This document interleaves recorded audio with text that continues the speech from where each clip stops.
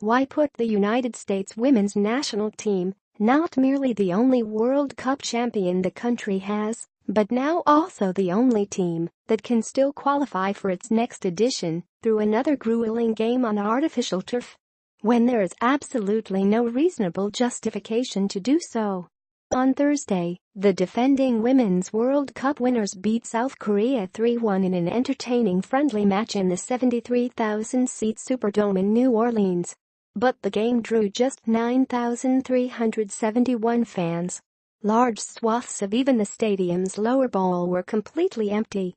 And all this brings up the pertinent points of an old dispute. The New York Times recently reported that the women's national team and the federation still have fundamental disagreements about playing surface. You'll recall that in the USWNT's recent and very public fight with the federation over the terms of a new collective bargaining agreement, most of the animus surrounded the players' pursuit of equal pay with the senior men's team, in spite of completely different pay structures. At length, the women didn't get a guaranteed equal payment, but did secure big raises. As it happens, pegging income to that of the men might not have been wise anyway, since they summarily failed to win for the 2018 World Cup. But a secondary struggle was the one for women's games to be played only on grass, just as the men are almost never asked to punish their ankles and knees with significantly more wear and tear on an engineered surface. Late last year, the women refused to play in a game in Hawaii because the surface was simply too poor to even contemplate playing on it after Megan Rapinoe tore a ligament in practice.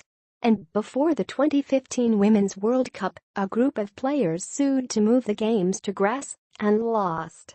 Yet after this issue was addressed in the new CBA, the women's players would be consulted over stadium choices, and every effort would be made to avoid artificial turf. The federation happily went on booking women's games on plastic grass.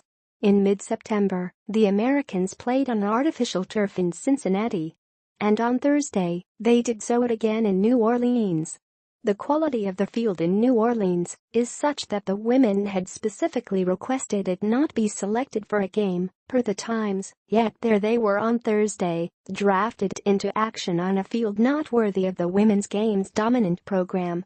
U.S. Soccer reportedly discarded several suggestions from the Women's Players Union for alternative venues in New Orleans.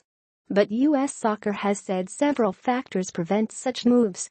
One of them is the need to scatter the slate of women's games all over the country in order to help it grow. This happens to a lesser extent on the men's side, which somehow doesn't need to sell itself to the country, in spite of lower attendance figures as compared to the women. Another is the unavailability of certain preferred stadiums. Again, this doesn't seem to be an issue when it comes to keeping the men's team on real grass. And if the overarching objective is to rotate through the various markets, what good does it do to go to a place where attendance didn't even crack 5 figures? That undermines the entire argument. The cavernous Superdome was plainly the wrong stadium for this game, for a whole host of reasons. Still, the USA ran roughshod over Korea in the first half, blending a direct style with a more sophisticated one that found seams in the tightly packed Korean lines. The Koreans were playing on the transition, quickly bursting forward, but without forging many clear-cut chances. Some 24 minutes in, Julie Ertz gave the U.S. the lead on a magnificent diving header from Rapinoe's corner. And before halftime, a lovely combination between Mallory Pugh and Kelly O'Hara on the right side freed the latter out by the end line. O'Hara cut back for Alex Morgan, who took a deft touch, turned and scored artfully.